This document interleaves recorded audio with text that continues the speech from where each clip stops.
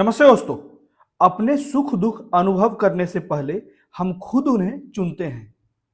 अगर हम लोग स्टूडेंट के परिप्रेक्ष्य में देखें तो अभी हाल ही में यूपीएससी का रिजल्ट आया है। लगभग 11 से 12 लाख लोग जो थे वो फॉर्म फिल किए थे और लगभग 5 से 6 लाख लोग जो थे एग्जाम में अपेयर हुए थे पीटी में। ठीक है। और लास्ट तक आते आते 2500 के आसपास जो है वो इंटरव्यू दिए थे और उसमें से टोटल सिलेक्शन जो है लगभग 1050 के आसपास हुआ। तो जो सफल हो गए उनकी तो कठिन परिश्रम का एक सही परिणाम मिल गया है, लेकिन जो असफल हो गए हैं सबसे मुख्य समस्या उनकी है, क्योंकि अभी जो परिणाम उनके अनुसार से नकारात्मक आया है, नेगेटिव आया है, उसको कैसे अपने पॉजिटिव सोच के साथ समावेशित करना है।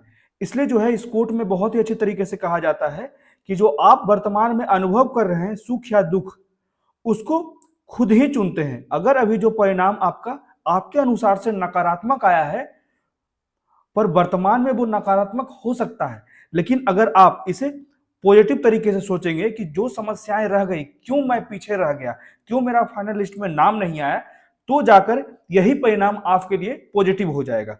इसलिए कहा जाता है कि कोई भी अगर अनुभव सुख या दुख का अनुभव हो तो वो तब निर्धारित होता है कि किस तरह का हम अपना माइंडसेट रखते हैं। अगर हम पॉजिटिव माइंडसेट रखते हैं तो नकारात्मक परिणाम में भी हम लोग कुछ ना कुछ उसमें सकारात्मकता, पॉजिटिविटी ढूंढ ही लेंगे। तो इसी के साथ आज का हम लोग डिस्कशन शुरू कर लेते हैं। आज का डेट है 19 अप्रैल 2024 और अभी हम डिस्कस करेंगे द हिंदू के कुछ इंपॉर्टेंट आर्टिकल्स हिंदी में। आज का तीनों आर्टिकल जो है बहुत ही ज्यादा महत्वपूर्ण है। पहला जो आर्टिकल है, वर्ल्ड पॉलिटिक्स में पावर का निर्धारण जो देखा जा रहा है, लगातार जो है सभी देश चाह रहे हैं कि मैं ही हेड रहूं पूरे वर्ल्ड का। पहले जो यूएसए जो हेड था, अभी उसकी भी बात नहीं मानी जा रही है बहुत से देशों के द्वारा। ठीक है। लगातार जो है अनेक जगह संघर्ष चल रहे हैं, चाहे वो यूक्रेन रसिया का वार हो या फिर इसराइल का दो तरफ से वार हुआ। एक हमास के साथ अभी संघर्ष हुआ, उसके बाद हाल ही में जो है इसराइल का ईरान के साथ अभी संघर्ष शुरू हो गया है। तो इसराइल के साथ जो संघर्ष हुआ है ईरान का, यहां पे कहीं ना कहीं जो है ग्लोबल पॉलिटिक्स का इक्वेशन चेंज हो सकता है, क्योंकि इसराइल जहां यूएसए के साथ है, वहीं ईरान का सपोर्ट जो है रसिया कर रहा है और रसिया का सपोर्ट जो है चाइना कर रहा है। तो ये कहीं ना कहीं जो है वर्तमान के ग्लोबल पॉलिटिक्स के परिदृश्य को चेंज कर सकता है। तो इस आर्टिकल में मेनली जो राइटर के द्वारा कहा जा रहा है कि दुनिया अव्यवस्थित है और भविष्य की चिंता वर्तमान समय में सबसे बड़ी संकट बनी हुई है, चाहे वो क्लाइमेट चेंज के लिए या फिर संघर्ष जो हो रहा है उसके लिए। विभिन्न देश जो है लगातार अपने परमाणु हथियारों को ज्यादा से ज्यादा बढ़ावा दे रहे हैं। उसके बाद तेल के लिए देख रहे हैं कि जो ईरान की तरफ नजदीकियां बढ़ रही है रसिया और चाइना की, कहीं ना कहीं तेल की आपूर्ति जो है इसमें मुख्य आवश्यकता है। ठीक है, तेल की आपूर्ति की आवश्यकता है, इसलिए जो है रसिया लगातार ईरान का सपोर्ट कर रहा है। तेल हो गया, उसके बाद लगातार टेक्नोलॉजी, एआई का लगातार जो विस्तार हो रहा है, इसके लिए भी संघर्ष हो सकता है। ठीक है, तेल, टेक्नोलॉजी, उसके बाद जो है जल का भी संघर्ष हो सकता है वैश्विक स्तर पे। तो इस आर्टिकल में हम लोग मेनली पढ़ लेंगे कि क्या क्या जिम्मेदार कारक है जिसके कारण जो भी वर्तमान समय में वर्ल्ड पॉलिटिक्स का समीकरण चेंज होता जा रहा है। ठीक है, क्योंकि बहुत से देश जो है यूएसए के समझौते को कोई वैल्यू नहीं दे रहे हैं। वहां चाइना अपना प्रभुत्व बढ़ाना चाह रहा है, चाहे वो यूरोपियन क्षेत्र हो या फिर मिड ईस्ट का रीजन हो या फिर इंडो पैसिफिक क्षेत्र हो या फिर साउथ चाइना सी हो, हर एक जगह जो है चाइना अपना प्रभुत्व लगातार बढ़ाना चाह रहा है। वहीं यूएसए जो है उसी तरह से चाइना को काउंटर करने के लिए ऑस्ट्रेलिया, जापान, इंडिया को एकजुट कर रहा है। ठीक है, यूरोपियन जो विचारधारा है वो भी लगातार जो है परिवर्तित होती जा रही है। तो हर एक चीज को हम लोग विस्तार से पढ़ लेंगे कि क्या कारण है जो लगातार वैश्विक स्तर पे अराजकता बढ़ती जा रही है। ठीक है, अनुपस्थितियां बढ़ती जा रही, कोई भी किसी का समाधान करने में सफल नहीं हो पा रहा है। और वर्तमान में जितने भी बड़े नेता हैं कहीं ना कहीं वो अपनी अराजकता की प्रवृत्ति को दिखा रहे हैं, चाहे वो यूएसए के राष्ट्रपति हो जो बाइडन, या फिर चाइना के राष्ट्रपति हो शी जिनपिंग, या फिर रसिया के राष्ट्रपति हो व्लादिमीर पुतिन। ठीक है, और भी बहुत से देश के जो राष्ट्रपति है कहीं ना कहीं अपनी अराजक प्रवृत्ति को दिखा रहे हैं, जो कहीं ना कहीं वैश्विक स्तर पे शांति स्थापित करने का सबसे बड़ा बाधक प्रतीत हो रहा है। ठीक है, तो इन सभी डायमेंशंस को हम लोग विस्तार से पढ़ लेंगे इस आर्टिकल में। ठीक है, उसके बाद अगला आर्टिकल जो है दक्षिण चीन सागर में भारत का सूक्ष्म दृष्टिकोण। भारत जो है लगातार अपनी जो पहले की विचारधारा थी न्यूट्रल रहने की, निष्पक्ष रहने की, वो अपनी विचारधारा को लगातार परिवर्तित करता जा रहा है। चाहे एक मामला देख सकते हैं पाकिस्तान में जो सर्जिकल स्ट्राइक हुआ।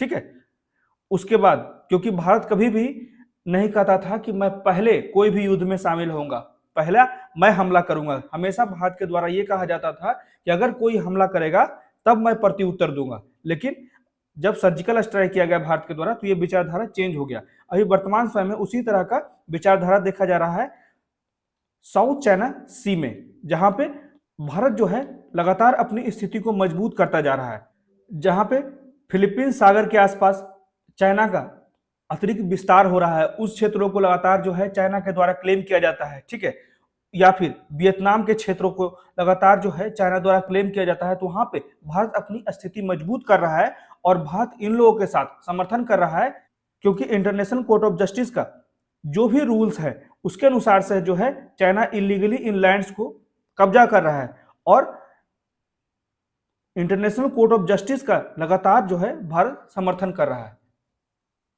तो पहले जो भारत का उद्देश्य था जिसे नॉर्थ ईस्ट का डेवलपमेंट करने के लिए हम लोग बनाए थे लुक ईस्ट पॉलिसी, जिसे मेन जो लक्ष्य था हमारा आर्थिक विकास करना, खासकर नॉर्थ ईस्ट क्षेत्रों में। अब वर्तमान में भारत की पॉलिसी चेंज हो गई है और लुक ईस्ट से जो है एक्ट ईस्ट पॉलिसी, यहाँ पे बहुत ही संभावना है, जैसे कि हमें सुरक्षा को भी सुनिश्चित करना है, अपनी संप्रभुता को भी सुनिश्चित करना है। इसलिए जो है खास के इंडो पैसिफिक रीजन में इंडिया हो गया, फिलीपींस हो गया, ठीक है, वियतनाम हो गया, सिंगापुर हो गया, तो ये सभी देशों के साथ जो है लगातार समर्थन प्राप्त कर रहा है, जिससे कि हम अपनी संप्रभुता को बचाए रखने में सफल हो सके इंडो पैसिफिक क्षेत्र में। ठीक है, क्योंकि चाइना का जो लगातार व्यवहार होता है उसी तरह से जटिल होता है, इसलिए जो है भारत बहुत ही सूक्ष्म नजर रखे हुए है चाइना के हर एक मूवमेंट पे। क्योंकि हाल ही में चाइना गवर्नमेंट के द्वारा क्या कहा गया था कि कुछ जो अरुणाचल प्रदेश के गांव हैं उसके नाम बदले गए थे, जिसके कारण जो है भारत सरकार ने बहुत कड़ी प्रतिक्रिया की थी। तो इस तरह के जो कार्य किए जाते हैं चाइना का, इसलिए लगातार जो है भारत चाइना के हर एक मूवमेंट पे ध्यान रखता है। इसलिए ही साउथ चाइना सी में अपनी स्थिति को मजबूत कर रहा है भारत। ठीक है, जिससे कि भारत का जो बॉर्डर शेयर होता है चाइना पे, इसका भी इनडायरेक्ट इंपैक्ट पड़ेगा। तो इस आर्टिकल में हर एक चीज को हम लोग विस्तार से पढ़ लेंगे कि क्यों भारत जो है वो साउथ चाइना सी में अपने अस्तित्व को और ज्यादा बेहतर कर रहा है, अपनी स्थिति को और ज्यादा मजबूत कर रहा है।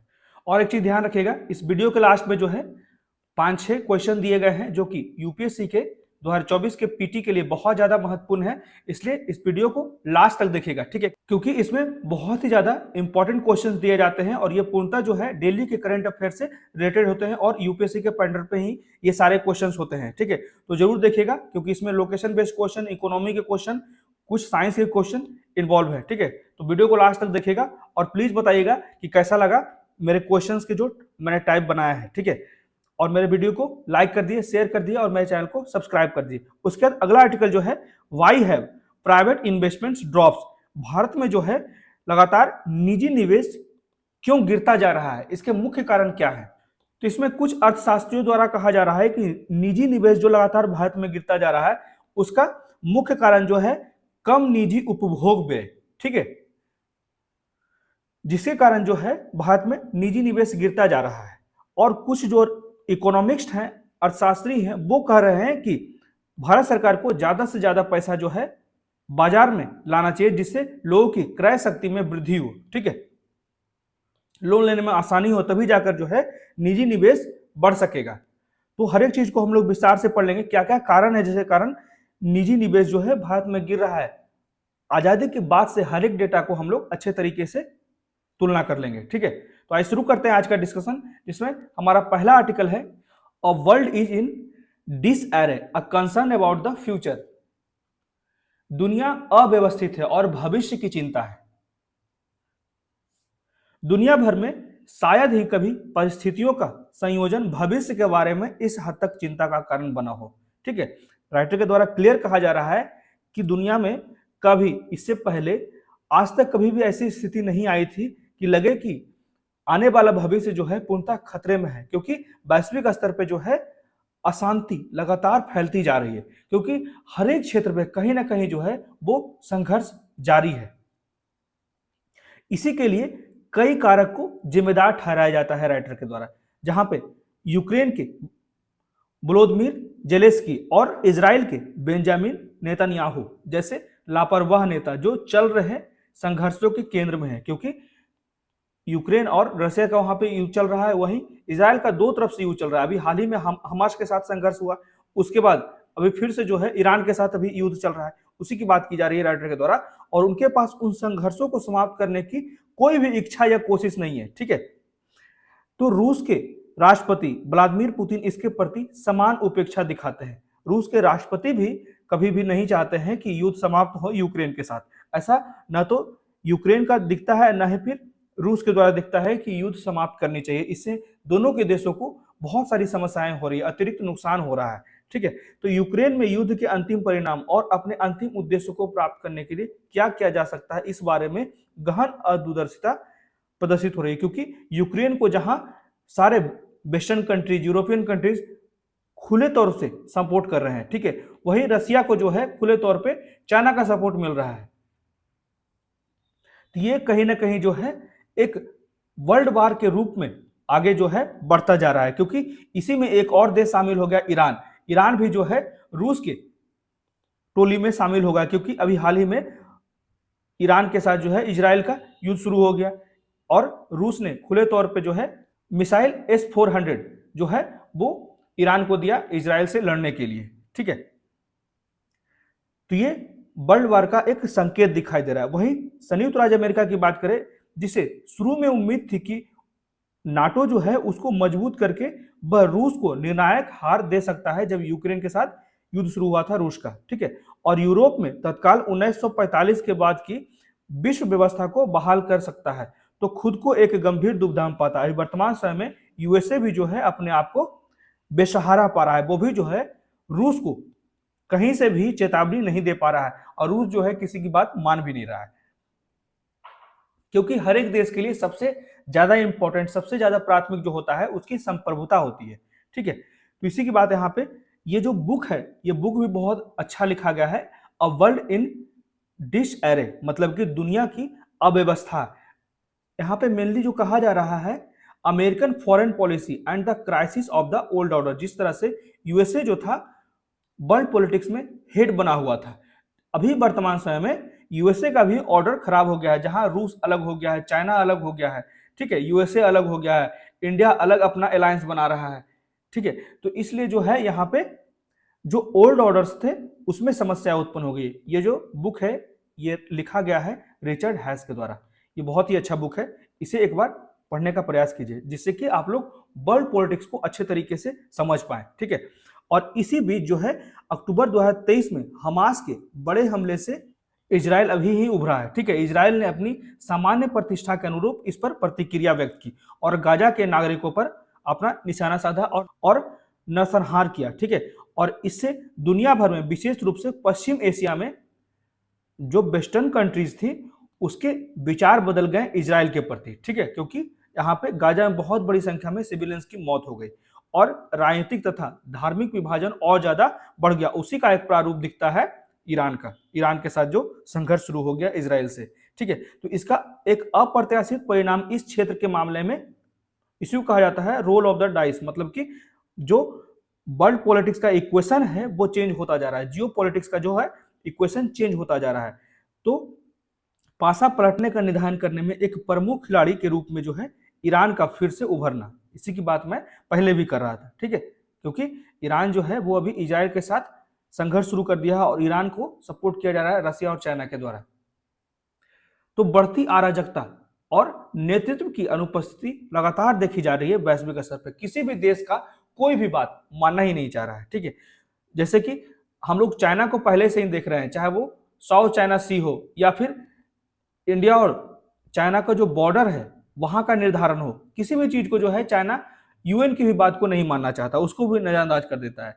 ठीक है, तो 2022 के बाद से भू राजनीतिक अव्यवस्था के विभिन्न चरणों में रही है। ठीक है, यहाँ पे क्लियर कहा जा रहा है 2022 के बाद से जो जियो पॉलिटिक्स है वो लगातार जो है वो अव्यवस्थित रही है, जबकि नियम आधारित अंतर्राष्ट्रीय व्यवस्था जो मूल रूप से पश्चिम की संरचना है। यहाँ पे कहा जाता है कि जिस तरह से पहले होता था कि वेस्टर्न कंट्री जो है वो हर एक जगह किसी भी विवाद को सुलझाते थे, ठीक है, तो आज लगभग ये जो नेतृत्व है वो लगभग समाप्त होता जा रहा है वेस्टर्न कंट्रीज का, उसको भी वैल्यू नहीं मिल पा रहा है वैश्विक स्तर पे। तो यह कई क्षेत्रों में शांति की झलक बनाए रखने में कुछ समय के लिए सफल रही है। जैसे जैसे पश्चिम कमजोर होता गया है और चीन के उदय के साथ साथ एक नए गठबंधन पैटर्न उभर कर सामने आए हैं, तब से जो है लगातार जियो पॉलिटिक्स का इक्वेशन चेंज होता गया है, समीकरण बदलता जा रहा है, ठीक है। जहां यूएसए जो है पहले किसी भी विवाद में किसी भी देश को डराने में सक्षम होता था, शांत करने में सक्षम होता था, वहां अब यूएसए की भी शक्तियां प्रभुत्व जो है वो घटता जा रहा है। आज दुनिया के बड़े हिस्से में जो है अराजकता आ गई है और सामने से लगातार जो है युद्ध हो रहे हैं, शूटिंग युद्ध, मतलब कि जहां पे हथियारों की इन्वॉल्वमेंट हो, गोलीबारी हो रहा हो, ठीक है, जैसे यूक्रेन रशिया का बात हो रहे हैं, जैसे यूक्रेन रशिया का बात करें या फिर इजराइल ईरान का बात करें, इजराइल हमास का बात करें, हर एक जगह जो है अब हथियार सामने से इन्वॉल्व है, ठीक है। उसी की बात की जा रही है, यूक्रेन और गाजा जैसे कुछ हिस्सों तक ही सीमित रहे। तो यह अधिक चिंताजनक बात है कि शांत स्वभाव वाले नेताओं की अनुपस्थिति, सबसे ये बेहतर बात कही गई है राइटर के द्वारा कि पहले जिस तरह से बड़े देशों के जो लीडर्स होते थे, नेता होते थे, वो शांत स्वभाव वाले होते थे, शांति को स्थापित करने के लिए लगातार जो है मीटिंग्स करते थे, बैठकें करते थे। लेकिन अभी वर्तमान समय में जो बड़े देश हैं, चाहे वो यूएसए हो, चाइना हो, रसिया हो, ठीक है, ये सभी देश, इजराइल हो, ये सभी देश जो हैं वो शांति स्वभाव ही नहीं चाहते हैं, जिनका राष्ट्र और महाद्वीपों में कुछ हद तक प्रभाव है, चाहे वह सी जिनपिंग हो, व्लादिमीर पुतिन हो या फिर बाइडन हो, ठीक है। अब ये जो है शांति स्वभाव वाले रहे ही नहीं, तो अन्य पश्चिमी नेताओं के विशाल बहुमत में स्पष्ट रूप से शांतिपूर्ण अंतर्राष्ट्रीय व्यवस्था को बनाए रखने के लिए आवश्यक गुणों का अभाव दिख रहा है। कई लोगों को अपनी, मतलब कि यहाँ पे कहा जाता है जो पहले देश जो था किसी की भी बात मानता था, जैसे यूएसए जो था छोटे छोटे देशों को अच्छे तरीके से कंट्रोल कर देता था, अभी वर्तमान समय में बहुत से लीडर्स आ गए हैं, रसिया हो गया, यूएसए हो गया, चाइना हो गया, जो बहुत से छोटे छोटे देशों को संरक्षण देते हैं, वहां निवेश करते हैं, ठीक है। तो वही बात कहा जाता है कि कई लोगों को अपनी जागीर बनाए रखने में समस्याओं का सामना करना पड़ रहा है, यूएसए जैसे देश को या वेस्टर्न कंट्रीज को। बहुत से अभी भी जो क्षेत्र हैं, छोटे छोटे आइलैंड्स हैं, वो वेस्टर्न कंट्रीज के कंट्रोल में है, चाहे वो कुछ यूके का हो, फ्रांस का हो, जर्मनी का हो, ठीक है, इटली का हो। तो अभी यहाँ पे जो है लगातार जो है नियंत्रण छूटता जा रहा है, क्योंकि बहुत से जियो पॉलिटिक्स में नेतृत्व करता आ गए हैं। अब एक नेतृत्व नहीं है, अब यूएसए सिर्फ जो है हेड नहीं है। इसी में आगे कहा जाता है राइटर के द्वारा कि वर्ष 2024 में यूरोप में पिछले 2 वर्षों से जो हो रहा है उसकी पुनरावृत्ति देखने को मिलेगी। क्या निरंतर गतिरोध इन देशों के नेताओं को अकल्पनीय, यानी कि युद्ध क्षेत्र में परमाणु हथियारों के उपयोग पर विचार करने के लिए मजबूर करेगा? सही बात है, क्योंकि अगर युद्ध लंबे समय तक चलता है तो हर एक देश अपनी संप्रभुता के सम्मान को बचाने के लिए जो है कुछ भी करने को तैयार होता है, और अंततः युद्ध में जो है वो परमाणु हथियार का उपयोग होगा, जिस तरह से सेकेंड वर्ल्ड वॉर में हुआ था, ठीक है। तो इसी बीच जो है वो पश्चिमी एशिया में स्थितियां गंभीर होती जा रही है, क्योंकि यूक्रेन और रशिया का जो युद्ध है उसमें लगातार लेटेस्ट वेपन्स यूज होने लगे हैं, ठीक है, हैवी वेपन्स यूज होने लगे हैं, जो कहीं ना कहीं वहां पे उसके आसपास के क्षेत्रों में डर का माहौल उत्पन्न कर दिया है। तो इजराइल एक घायल बाघ की तरह व्यवहार कर रहा है, जिससे गाजा के नागरिकों को अक्षम्य क्षति हो रही है। अब इसे ईरान से सीधा खतरा है, जिसने दमिश्क में उसके वाणिज्य दूतावास परिसर पर हमले किए और हाल ही में ईरानी आर्मी की हत्या के लिए पहले ही इजराइल पर आगे से गोलियां चल रही है। तो सभी संकेत एक पुनरुत्थानवादी ईरान की आशंका की ओर इशारा कर रहे हैं, जो उसके बाद पश्चिम और विभिन्न प्रकार के काफिरों के खिलाफ निर्देशित उग्रवादी जिहादीवाद का नेतृत्व अपने हाथ में लेगा, ठीक है। और ईरान इजराइल युद्ध के निहितार्थ वास्तव में गंभीर हो सकते हैं, क्योंकि ये जो कहीं ना कहीं जो है वर्ल्ड वार का संकेत दे रहा है, तीसरे वर्ल्ड वार का, ठीक है। तो गठबंधनों का एक नया सेट दिखाई दे रहा है, जहां पहले यूएसए के एलाइज कंट्रीज होते थे, अभी वर्तमान समय में जियो पॉलिटिक्स में बहुत से नेतृत्व करता आ गए हैं। यूएसए हो गया, रूस, चाइना, इंडिया, ठीक है।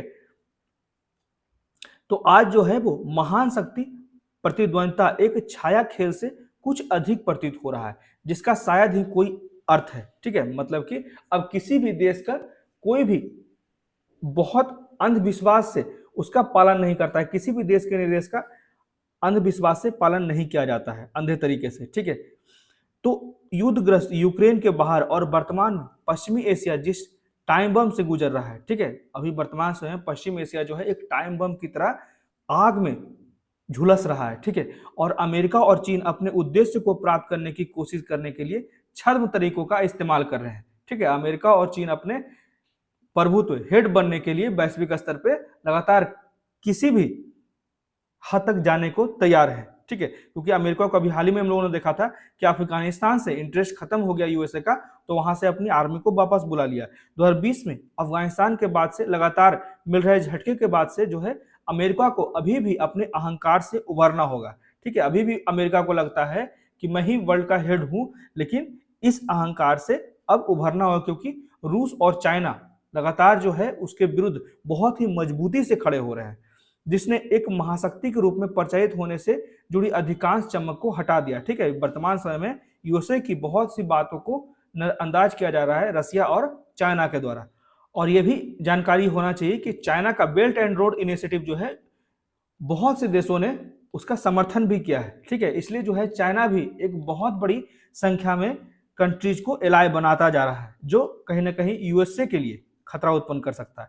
तो यूरोप के मामले में रूस के आक्रमण से खुद को बचाने के लिए नाटो पर निर्भर रहने के कारण उसके पास देने के लिए बहुत कम है, और अपने राजकोष पर भारी लागत के बावजूद यूरोप का जो यूक्रेन है, यूक्रेन पर फिर से बहुत कम प्रभाव पड़ रहा है। यूएसए जो है अब ज्यादा ध्यान नहीं दे रहा है यूक्रेन पे।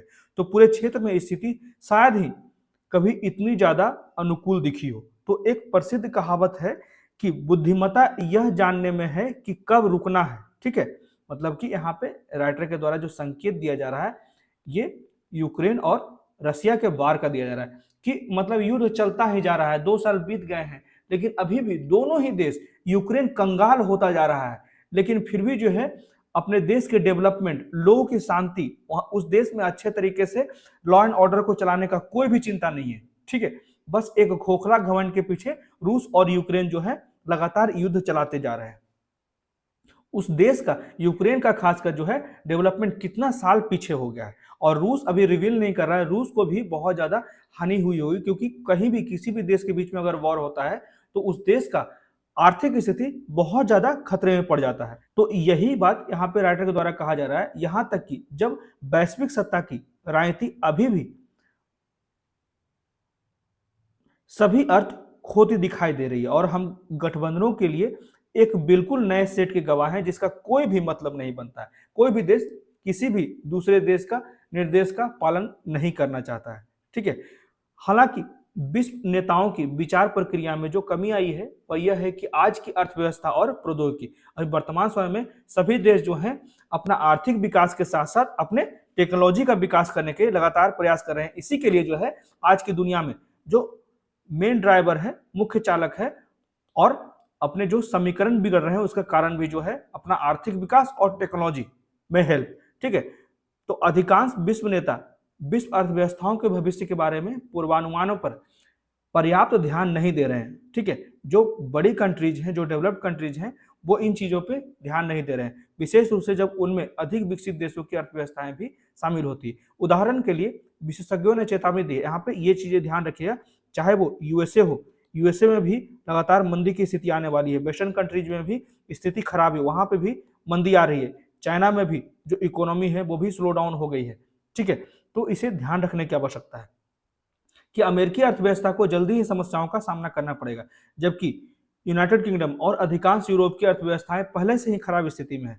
वहीं चाइना के प्रयासों के बावजूद जो है चीन की अर्थव्यवस्था में फिर से सुधार नहीं हो रहा है, और उसे अपनी कई इच्छित योजनाओं में कमी लानी पड़ रही है। ठीक है, तो क्या क्या विघ्न डाल रहा है, तो यहाँ पे तेल मुख्यतः जो है समस्या यहाँ पे उत्पन्न हो रहा है, तेल और टेक्नोलॉजी, क्योंकि हम लोग जानते हैं कि चीन, रूस और ईरान के बीच जो है बढ़ती निकटता, जिसका मुख्य कारण जो है तेल की राजनीतिक निकट भविष्य में दुनिया को परेशान करने के लिए तैयार है। ठीक है, जो मुख्य समस्या यहाँ पे होने वाली है तेल की।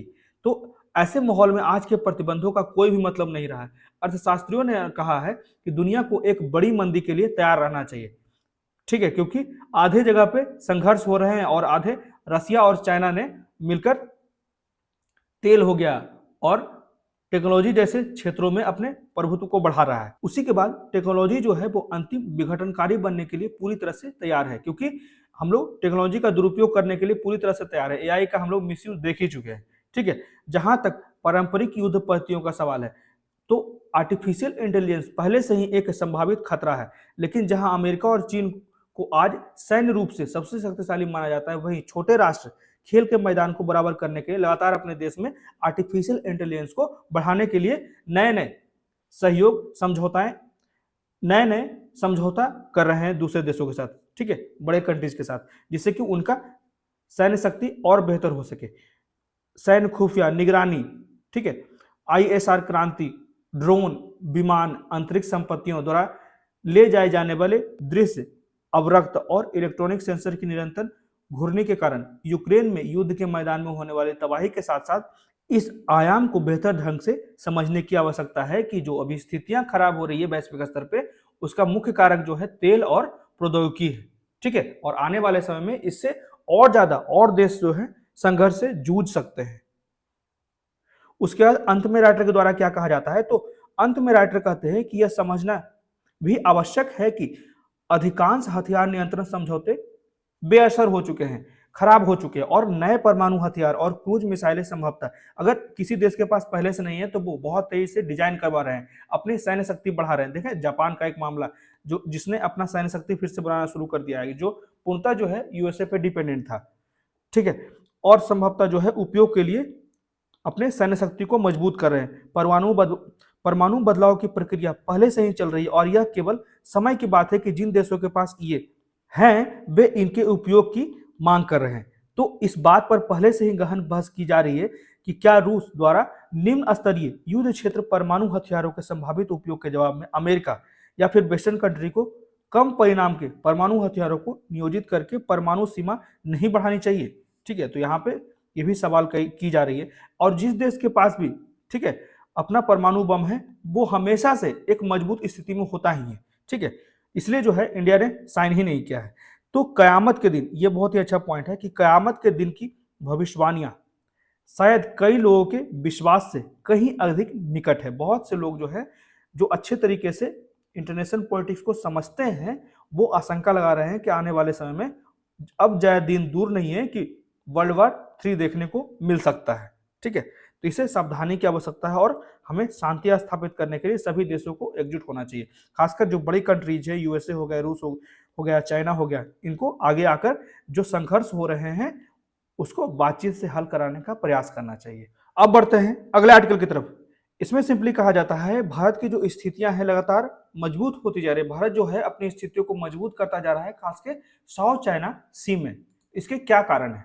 दक्षिण चीन सागर में भारत का सूक्ष्म दृष्टिकोण, इसी को हम लोग विस्तार से पढ़ रहे हैं क्योंकि हाल ही में जो है मार्च 2024 में भारत के विदेश मंत्री एस जयशंकर जो है एक ज्वाइंट स्टेटमेंट जारी करते हैं मनीला से, ठीक है, जहां पे इंडिया के द्वारा फुल सपोर्ट किया गया है फिलीपींस को, ठीक है, ये ध्यान रखिएगा, जहां पे फिलीपींस की एक संप्रभुता को सुरक्षित रखने के लिए भारत के द्वारा लगातार सपोर्ट किया जा रहा है, क्योंकि फिलीपींस के बहुत से क्षेत्रों को चाइना जो है अवैध तरीके से हथियाए हुए है। इसलिए जो है जो इंटरनेशनल कोर्ट ऑफ जस्टिस का जो कानून है उसको चाइना नहीं मान रहा है और इंटरनेशनल कोर्ट ऑफ जस्टिस के लिए भारत जो है वो फिलीपींस के लिए खड़ा है, ठीक है। उसी की बात इस आर्टिकल में हम लोग विस्तार से पढ़ लेते हैं, ठीक है। तो मनीला और चीन के बीच, मतलब कि फिलीपींस और चाइना के बीच चल रहे दक्षिण चीन या फिर पश्चिमी फिलीपींस सागर विवाद के बीच की बात थी, जिसमें यकीनन 2023 में समुद्र में लगातार तनाव हो गए और राजनयिक संघर्ष के स्थितियां बहुत ही तीव्र हो गई और इसलिए जो है 2023 को बहुत ही अस्थिर वर्ष के रूप में देखा गया, ठीक है। तो ये ध्यान रखिएगा, ये लोकेशन बहुत ही इंपॉर्टेंट है, हम लोग बहुत बार डिस्कस कर चुके हैं, ठीक है। ये जो पूरा का पूरा एरिया है ये साउथ चाइना सी है, जहां पे कुछ आइलैंड है, जैसे पार्सला आइलैंड हो गए, स्पेटले आइलैंड हो गए, तो ये कुछ आइलैंड ध्यान रखिएगा, ये चाइना का लोकेशन है, ये वियतनाम का लोकेशन है, ठीक है। उसके बाद यहाँ पे फिलीपींस का लोकेशन है, उसी की राजधानी जो है मनीला है। ये ध्यान रखिएगा, ये बहुत ही ज्यादा जो है कंट्रोवर्शियल एरिया है। खासकर चाइना जो है यहाँ पे बहुत ज्यादा अव्यवहारिक कार्य करता है। देख सकते हैं कि चाइना के द्वारा जो है एक रेड में यहाँ पे डिनोट किया गया है, ये सभी क्षेत्र को चाइना अपना मानता है। ठीक है, जहाँ पे ये जो है फिलीपींस का एक संप्रभु क्षेत्र है, जिसके कारण जो है चाइना और फिलीपींस के बीच में लगातार विरोध हो रहा है और भारत के द्वारा जो है फिलीपींस का सपोर्ट किया जा रहा है। तो 2023 में भारत और फिलीपींस के बीच एक संयुक्त बयान में भी चीन से नियमित आधारित समुद्री आदेश का पालन करने और फिलीपींस के पक्ष में 2016 में अंतर्राष्ट्रीय न्यायालय के फैसले को स्वीकार करने का आह्वान किया था। ठीक है, जिसमें इंडिया और फिलीपींस का एक ज्वाइंट स्टेटमेंट दिया गया था चाइना को। ठीक है, ये दोनों बयान एक विकसित दृष्टिकोण का हिस्सा है जो दक्षिण चीन सागर के संबंध में भारत की पहले की अधिक सतर्क और तटस्थ स्थिति से प्रस्थान का संकेत देते हैं। यही मैं कह रहा था, जो पहले जो भारत न्यूट्रल रहता था, किसी भी दूसरे देश के मुद्दे में नहीं पड़ता था, किसी भी दूसरे देश के मामले में नहीं पड़ता था, लेकिन अभी वर्तमान समय में भारत ने अपनी विचारधारा को चेंज कर दिया है और दूसरे देश को खुले तौर पे सपोर्ट कर रहा है। तो हाल के वर्षों में दक्षिण चीन सागर पर भारत की स्थिति में काफी बदलाव आया है, जो दक्षिण चीन सागर में अंतर्राष्ट्रीय समुद्री कानून, संप्रभुता और संप्रभु अधिकारों के प्रावधानों के समर्थन में अधिक स्पष्ट रूप से व्यक्त रूप के माध्यम से वैश्विक मंच पर इसकी व्यापक रणनीति और आर्थिक आकांक्षाओं को प्रतिबिंबित करता है। ठीक है, तो इसे ध्यान रखिएगा। तो एक नीति विकास किया गया है। ठीक है, भारत की जो है लगातार यहाँ पे भागीदारी बढ़ती जा रही है, चाहे वो वियतनाम के विशिष्ट आर्थिक क्षेत्र और अन्य सामान उद्योगों में तेल और गैस अन्वेषण। ठीक है, यहाँ पे तेल और गैस के रिसर्च के लिए भी नए प्रोजेक्ट्स में जो है भारत सहयोग कर रहा है और उसमें भारतीय राज्य के स्वामित्व वाले उद्यम जैसे कि तेल और प्राकृतिक गैस निगम की विदेशी शाखा ONGC विदेशी शाखा है, उसको भी यहाँ पे लाया गया जिससे साउथ चाइना सी में हम लोग खोज सके तेल और गैस को। ठीक है, उसकी भागीदारी न केवल भारत के आर्थिक दाव का प्रतीक है, इसलिए जो है कहा जाता है कि इंडिया की इन्वॉल्वमेंट लगातार बढ़ती जा रही है साउथ चाइना सी में। तो साउथ चाइना सी बल्कि अंतर्राष्ट्रीय कानून, विशेष रूप से समुद्री कानून पर संयुक्त राष्ट्र कन्वेंशन, ठीक है, इसी को कहा जाता है। तो ये ध्यान रखिएगा, UNCLOS का मतलब होता है United Nation Convention on the Law of the Sea. ठीक है, इसी की बात यहाँ पे की जा रही थी। UNCLOS की सीमा के भीतर समुद्री संसाधनों की खोज और दोहन की स्वतंत्रता के सिद्धांत के लिए भी इसका समर्थन किया गया है भारत के द्वारा।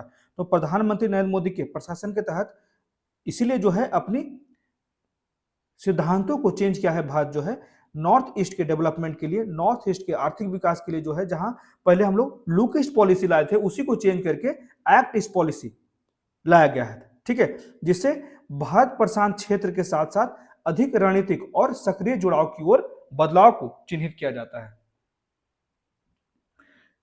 तो इसी के लिए जो है भारत जो है फिलीपींस के अलावा मलेशिया, सिंगापुर, वियतनाम सहित भारत प्रशांत क्षेत्र के देशों के साथ रणनीतिक साझेदारी बढ़ा रहा है और विस्तारित सुरक्षा सहयोग पर भी जोर दे रहा है। ठीक है, भारत ने साथ ही आगे की स्थिति पर भी चर्चा किया इन देशों के साथ और मिशन आधारित तैनाती, ठीक है, एक दूसरे को सुरक्षा संबंधी सहयोग की भी बात की गई। उसके बाद सुदृढ़ समुद्री डोमेन जागरूकता, गहरे पानी की समुद्री सुविधाओं के माध्यम से अपनी क्षमताओं को मजबूत करने का भी यहाँ पे निर्णय लिया गया है सभी देशों के साथ। ठीक है, जो कि चाइना के प्रभुत्व से डर रहे हैं। ठीक है, चाइना को काउंटर करने के लिए ये सभी देश एकजुट हो रहे हैं और भारत जो है इसका सपोर्ट कर रहा है। ठीक है, तो चीन के साथ ऑलरेडी जो है भारत के जटिल संबंध है, इसलिए जो है क्योंकि भारत का जो है बॉर्डर डिस्प्यूट है ही चाइना के साथ, उसके साथ और भी बहुत सी समस्याएं हैं। ठीक है, दोनों देशों के बीच सीमा विवाद एक लंबा इतिहास से चलता आ रहा है, जिसका अभी तूल पकड़ा 2020 की गलवान घाटी की घटना के बाद से तेज हो गई और जिससे कि चाइना द्वारा भारत के क्षेत्र में समय समय पर घुसपैठ और हाल ही में यहाँ तक कि चाइना द्वारा क्या किया गया तो अरुणाचल प्रदेश में भारतीय गांवों का भी नाम बदलना भी दिखाया, जिसके कारण जो है भारत और ज्यादा गुस्से में है चाइना के प्रति। तो दक्षिण चीन सागर और भारत की भूमि सीमा पर चीन की आक्रामक मुद्रा और क्षेत्रीय दावों का क्षेत्रीय स्थिरता पर काफी विघटनकारी प्रभाव पड़ सकता है। ठीक है, जो इंडिया का लगातार मूवमेंट हो रहा है साउथ चाइना सी में, उससे चाइना पर भी प्रभाव पड़ सकता है। ठीक है, नियमित नौसैनिक अभ्यास किया जा रहा है भारत के द्वारा। ठीक है, उसके बाद दक्षिण पूर्वी एशियाई देशों के साथ सैन्य सहयोग को मजबूत करने पर भी प्रयास किया जा रहा है। भारत की रणनीतिक गतिविधियां दोहरे उद्देश्य की पूर्ति कर रही है। वे क्षेत्रीय सुरक्षा के लिए भारत की प्रतिबद्धता को रेखांकित कर रही है और चीन के गैर कानूनी दावों के जवाब के रूप में भी भारत सभी को एकजुट भी कर रहा है। ठीक है, उसके बाद भारत के आसियान के साथ बहुत ही अच्छे संबंध है। इसलिए कहा जाता है कि भारत जो है दक्षिण चीन के जितने भी महत्वपूर्ण देश हैं उसके साथ अच्छे संबंध रख रहा है, जिससे कि नेविगेशन और ओवरफ्लाइट की जो समस्या थी, मतलब बहुत से देश जो है चाहते हैं कि उसके ऊपर से कोई भी एरोप्लेन ना जाए, यहाँ पे बहुत सी समस्याएं थी, तो नेविगेशन और ओवरफ्लाइट की स्वतंत्रता पर भी प्रभाव डालेगा। उसका सिद्धांत जो न केवल भारत के व्यापार और ऊर्जा परिवहन मार्गों के लिए भी महत्वपूर्ण है, बल्कि दुनिया भर के देश के लिए भी महत्वपूर्ण है। इंडो पैसिफिक में एक जिम्मेदार हितधारक के रूप में भारत अब ऐसे महत्वपूर्ण महत्व के मामले पर स्पष्ट रूप अपनाने से नहीं कतरा रहा है। ठीक है, तो इसी में निष्कर्ष में कहा जाता है कि दक्षिण चीन सागर में भारत का सूक्ष्म दृष्टिकोण उनकी व्यापक रणनीति का प्रतीक है, जिसका मुख्य लक्ष्य है हिंद प्रशांत क्षेत्र में शांति, स्थिरता और अंतर्राष्ट्रीय कानून के प्रति सम्मान बनाए रखने के लिए सामूहिक प्रयास में योगदान करते हुए अपने हितों की रक्षा करना। ठीक है, यह था पूरा का पूरा आर्टिकल कि क्यों जो है इंडिया लगातार साउथ चाइना सी में अपना इन्वॉल्वमेंट बढ़ा रहा है और वहां के जो कंट्रीज हैं उनके साथ अपना समर्थन को, अपने सहयोग को और ज्यादा एकीकृत कर रहा है। ठीक है, उसके बाद बढ़ते हैं अगले आर्टिकल की तरफ। इसमें कहा जाता है वाई है प्राइवेट इन्वेस्टमेंट ड्रॉप्स। भारत में जो है लगातार जो है निजी निवेश घटता जा रहा है, इसके क्या कारण है, इसी को हम लोग विस्तार से देख लेते हैं। तो मौजूदा कीमतों पर जीडीपी के प्रतिशत के रूप में, तो ध्यान रखिएगा जीडीपी के प्रतिशत के रूप में ही ग्रॉस फिक्स्ड कैपिटल फॉर्मेशन को मापी जाती है, उसी को कहा जाता है जीएफसीएफ। ठीक है, तो यह जो है वो निजी निवेश की गति पकड़ने में विफल रहा है और भारतीय अर्थव्यवस्था को परेशान करने वाले प्रमुख मुद्दों में से एक है। 2011-12 के बाद से ही जो निजी निवेश में लगातार गिरावट देखने को मिली है और सरकार उम्मीद कर रही है कि बड़े भारतीय निगम आगे आएंगे और निवेश बढ़ाएंगे। तो वास्तव में 2019 में केंद्र सरकार ने कॉर्पोरेट करों को 30% से 22% कर दिया था, जिससे कि हम लोग ज्यादा से ज्यादा प्राइवेट इन्वेस्टर्स को ज्यादा से ज्यादा आकर्षित कर सके, लेकिन ऐसा नहीं हो पाया। ठीक है, तो ध्यान रखिएगा टाइप ऑफ कैपिटल फॉर्मेशन क्या होता है। तो कैपिटल फॉर्मेशन में दो पार्ट होते हैं, एक ग्रॉस फिक्स्ड कैपिटल फॉर्मेशन और दूसरा जो होता है इन्वेंट्रीज। ठीक है, चेंज इन स्टॉक्स। तो ये दोनों चीजें ध्यान रखिएगा कि कैपिटल फॉर्मेशन दो तरह के होते हैं, जिसमें ग्रॉस फिक्स्ड कैपिटल फॉर्मेशन वो होता है जो चेंज नहीं होता है in the process of production. Production के कारण जो है चेंज नहीं होता, जैसे बिल्डिंग हो गया, मशीनरीज हो गया, तो इसी में जो है इसी के लिए जो है gross fixed capital formation use किया जाता है। तो जीएफसीएफ क्या है और यह क्यों मायने रखता है। तो जीएफसीएफ किसी भी अर्थव्यवस्था में स्थिर पूंजी के आकार में वृद्धि को संदर्भित करता है। ठीक है, कि कितना ज्यादा किसी देश की इकोनॉमी जो है वो स्टेबल है।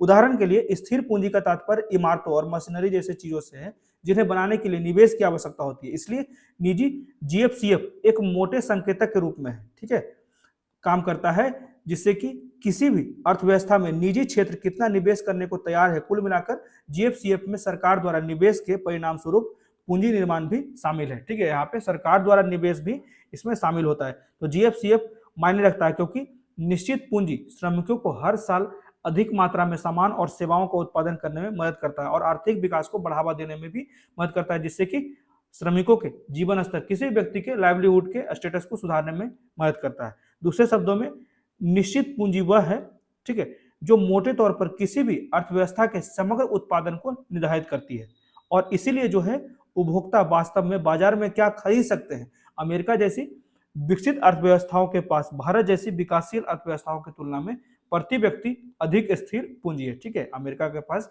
ज्यादा स्टेबल इकोनॉमी है अगर भारत से तुलना किया जाए। ठीक है, तो इसी में आगे कहा जाता है कि भारत में निजी निवेश में क्या रुझान दिख रहा है।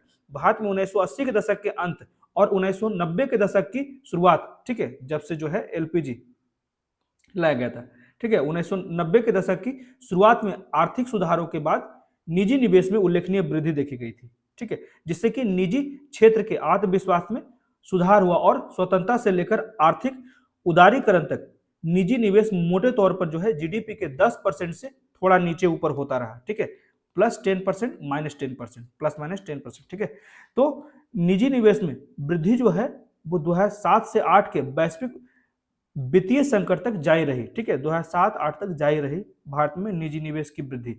यह 1980 के दशक में जीडीपी के लगभग 10% से बढ़कर 2007-8 में लगभग 27% हो गया। ठीक है, जो प्राइवेट इन्वेस्टमेंट था। हालांकि 2011-12 के बाद से निजी निवेश में गिरावट आई और 2020-21 में जीडीपी का लगभग 19% नीचे गिर गया प्राइवेट इन्वेस्टमेंट। तो निजी निवेश क्यों गिर रहा है? तो भारत के कई अर्थशास्त्रियों का मानना है कि महामारी की शुरुआत के बाद से ही निजी निवेश वृद्धि में विफलता के पीछे प्राथमिक कारण के रूप में जो है कम निजी उपभोग व्यय को जिम्मेदार ठहराया गया। उनका तर्क है कि यह व्यवसायों को यह विश्वास दिलाने के लिए मजबूत उपभोग व्यय की आवश्यकता होती है और एक बार जब वे निश्चित पूंजी के निर्माण में निवेश करने का निर्णय लेते हैं तो उनके उत्पाद की पर्याप्त मांग होती है। इसलिए इन अर्थशास्त्रियों ने सलाह दी है कि सरकार को उपभोग व्यय को बढ़ावा देने के लिए लोगों के हाथों में अधिक पैसे, ठीक है, ज्यादा से ज्यादा मनी फ्लो को बढ़ाना चाहिए, ऐसा सुझाव दिया गया अर्थशास्त्रियों के द्वारा। कुछ और सुझाव दिए गए हैं इसके विपरीत भी। हालांकि ऐतिहासिक रूप से निजी खपत में वृद्धि से भारत में निजी निवेश जो है उसमें वृद्धि नहीं हुआ। वास्तव में उपभोग व्यय में गिरावट ने भारत में उल्टा ही हुआ। उपभोग व्यय में गिरावट जैसे ही हुआ वहां निजी निवेश भी कम होने की जगह बढ़ गया। ठीक है, तो निजी निवेश में गिरावट दोनों ही सरकार में देखेगी, चाहे वो यूपीए हो या फिर एनडीए हो।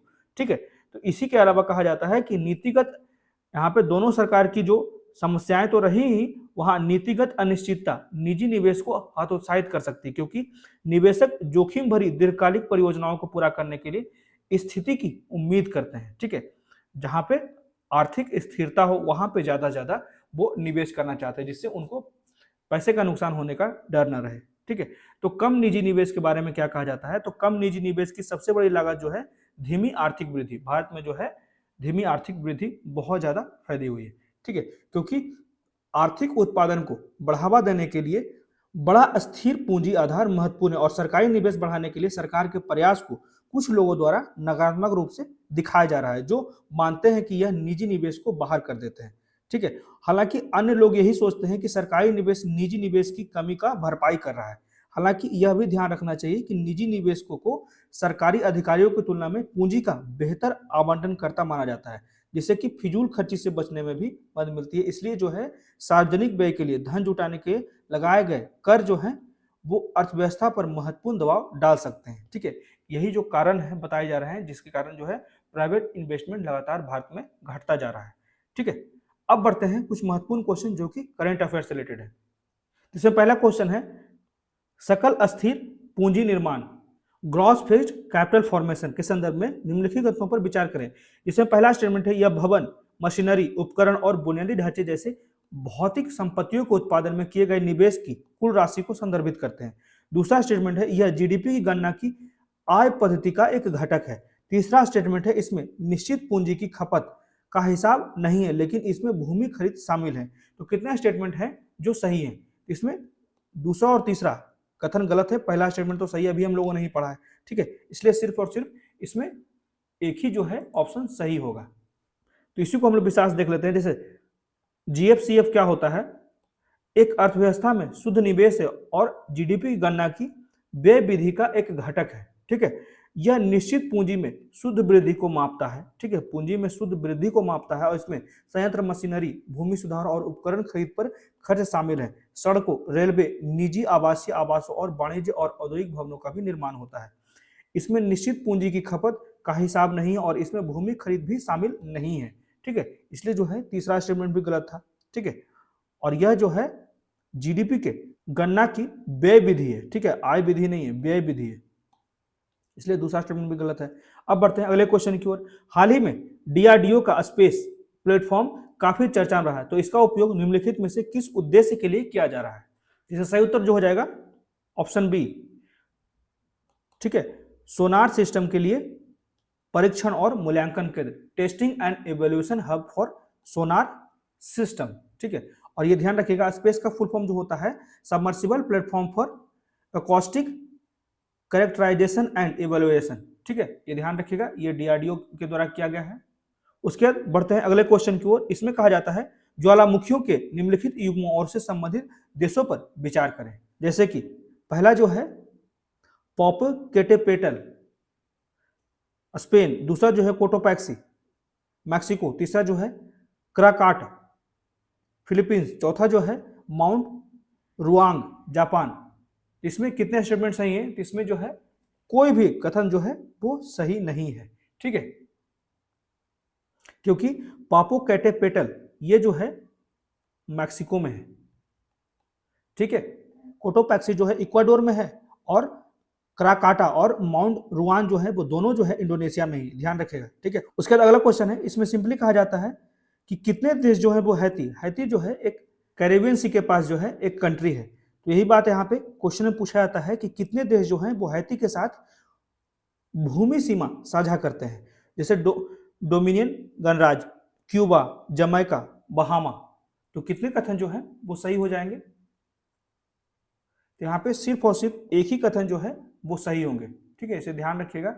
डोमिनिकन रिपब्लिक यही जो एकमात्र देश है जिसके साथ हैती जो है अपना बॉर्डर शेयर करती है, इसलिए जो है एक ही कथन सही हो जाएगा। क्यूबा, जमैका और बहामा गलत है।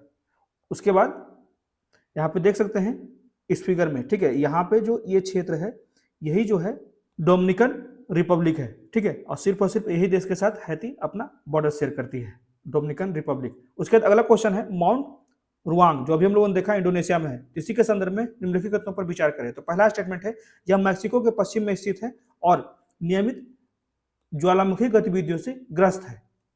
और दूसरा स्टेटमेंट है यह एक प्रकार का ढाल ज्वालामुखी है, सिल्ड वोल्केनो है। तो कितने कथन है जो इसमें सही है? तो इसमें भी जो है एक ही कथन, दोनों कथन जो है वो गलत है, एक भी कथन सही नहीं है, ठीक है, ये ध्यान रखिएगा, क्योंकि हमने पहले ही बात कर लिया था कि माउंट रुआना जो होता है वो इंडोनेशिया में होता है। तो ये भी ध्यान रखिएगा, ये जो है वो सिल्ड वोल्केनो नहीं होता है, ये जो है कोनिकल होता है, रिलेटिवली स्टीप साइडेड होता है, इसलिए जो है दोनों कथन गलत है। उसके बाद अगला क्वेश्चन है यकृत लिवर के बारे में, ठीक है। तो यकृत अंग के संदर्भ में निम्नलिखित कथनों पर विचार करें। पहला स्टेटमेंट है यह हानिकारक पदार्थों को डीऑक्सीफाई करता है, चाहे वे पर्यावरणीय विषाक्त पदार्थ हो या फिर चयापचय उपोत्पाद, यह सुनिश्चित करते हुए कि हमारा रक्त प्रवाह साफ रहे, ठीक है।